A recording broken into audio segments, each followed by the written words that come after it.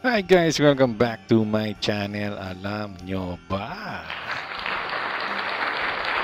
So guys, mayroon naman tayong bagong video na i-react at alamin ngayong araw na ito. Ito'y galing kay PH Malay. Sabi niya dito, look, Philippines officially listed as C-130J30 operator by Lockheed Martin. Yeah! Diba? Diba? Malagay lang doon yung Philippine flag. Isa tayo sa mga user ng C-130J. Diba? Hercules ata to, if I'm not mistaken. Di ba mga idolo? Nandun ng Philippines. Di ka ba magiging proud na meron tayong ganong kagamitan? Diba? Diba? Kahit dun man lang, makita natin yung ating bansa. Diba? May isa tayo sa mga operator nagawa ng Lockheed Martin. Diba? Very nice. Tara, panoorin na natin.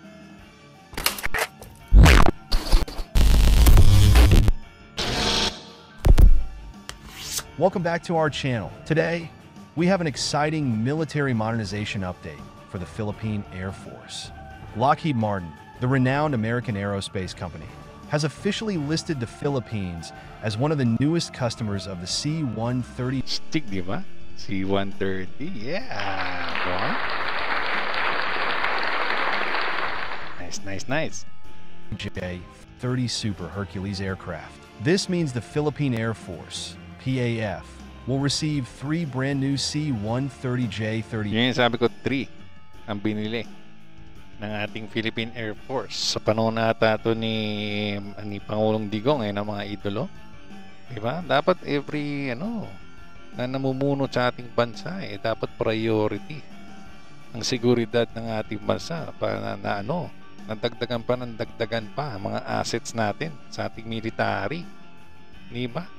Para yung mga terorismo dito sa ating bansa magdadalawang isip na rin.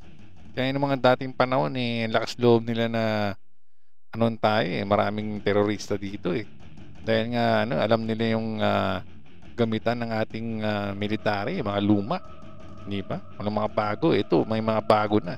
So magdadalawang isip na magasik ng parang mga lagim ang mga terorista dito sa ating bansa. Dahil alam nila lumalakas ang ating sandatang lakas, di ba? Kaya isa to sa mga pwede rin gamitin niya sa humanitarian. Di ba? So maraming pwedeng paggamitan yan. Hindi lang naman panggere yan, di ba? Kaya kailangan talaga dagdagan pa ang ating mga assets. Kahit anong sangay ng ating military. Di ba? Para safe ang ating bansa, hindi tayo mabuli. Di ba? So yan. Napapabilang pa tayo sa mga users ng magandang kagamitan. Like na itong Hercules. Di ba? Yan, di ba?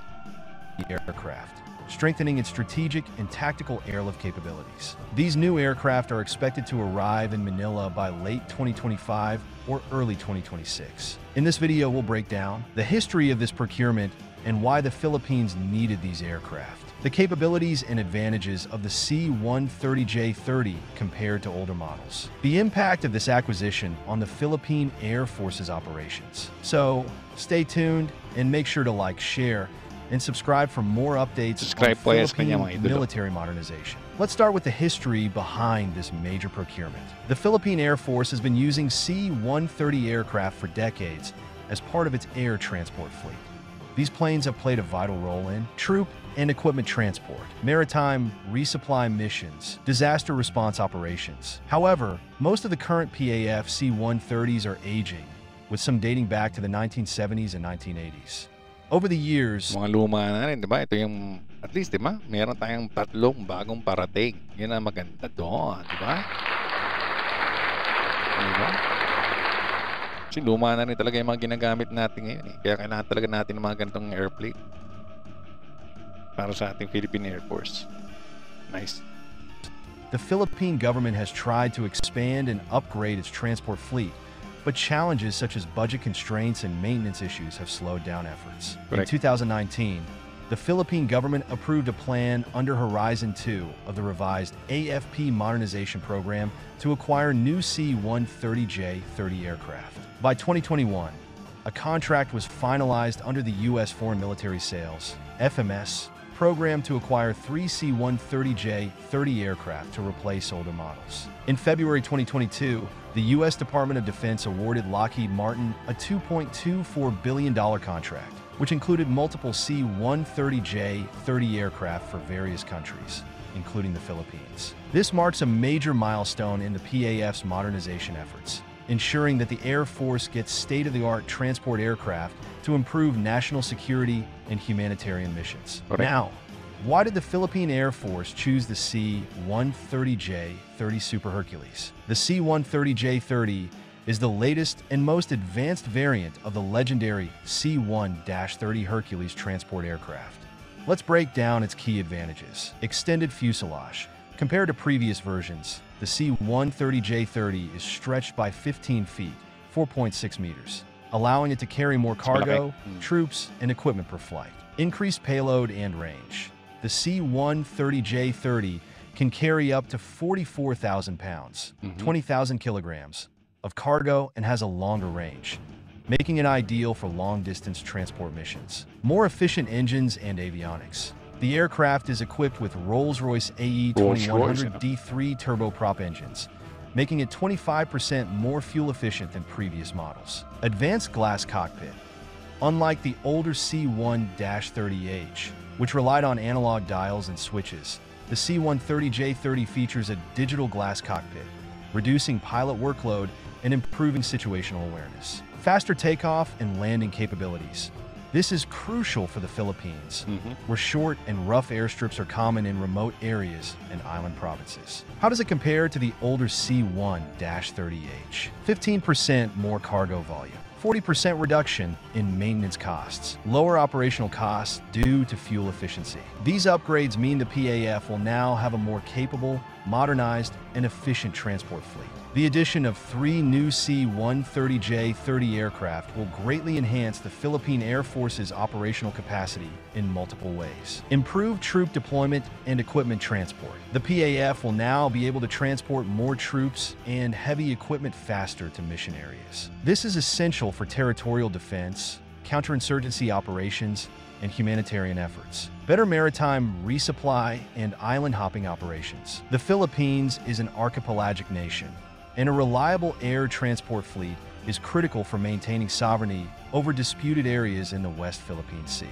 The C-130J-30 will support troop rotations and supply deliveries to remote Philippine-held islands. Enhanced disaster response and medical evacuations. The Philippines is prone to typhoons, earthquakes, and natural disasters. These aircraft will play a major role in delivering emergency relief supplies and conducting medical evacuations. Stronger strategic airlift capabilities. These planes allow the PAF to quickly mobilize forces and respond to crises, strengthening national security. The C-130J-30 aircraft for the Philippines are currently in production and are expected to be delivered between late 2025 and early 2026. The Philippine Air Force has already begun training pilots and maintenance crews to ensure a seamless transition when the aircraft arrive. This C-130J-30 acquisition is a game changer for the Philippine Air Force, boosting both military operations and humanitarian efforts. What do you think about the PAF's new transport aircraft? Let us know in the comments below. Diba?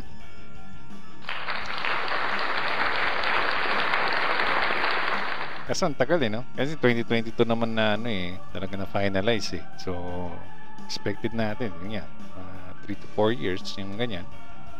So, late 2025, at least may parating tayo. This 2025 na Hercules, di ba? Idol. So, talagang napapakinabangan natin na maayos talaga yan. So, kailangan talaga yung mga binibili na ating military talagang nakakatulong, lalo na sa ating mamamayan. Lalo na sa mga disaster, mga relief goods, di ba? Mga ganyan, magpapadala ng relief goods sa rescue operations, di ba? So, yan naman talagang main focus din natin Pero pangalawa na rin yung sa ating security. Ang mamamayang Pilipino mo na dapat mga makinabang sa mga nabibili ng ating military, mga idolo. So abangan na lang natin guys yung pag-deliver nito, ibablog natin yan. Mabilis naman na yan eh. So, February na. So, tayo na natin. Siguro mga 4th quarter this year. May deliver na yan. Di ba? O, di ba? So, hinintayin na lang natin yan, mga idolo. So, yun. So, maraming salamat sa video ni PH Malaya, mga idolo. Lalagay ko po sa description down below. Full video na to, pati po kanyang YouTube channel. Huwag niyo pong kalimutan na mag-subscribe po sa kanya. At syempre, huwag niyo po kalimutan na mag-subscribe din po sa aking channel. Hit niyo po yung notification bell at yung like button. At huwag niyo po kalimutan na i-follow din po ako sa aking Facebook page, mga idolo. Dito na po tayo nagtatapos. So maraming salamat po sa lahat. Ingat po tayo lagi. God bless us all. Bye-bye.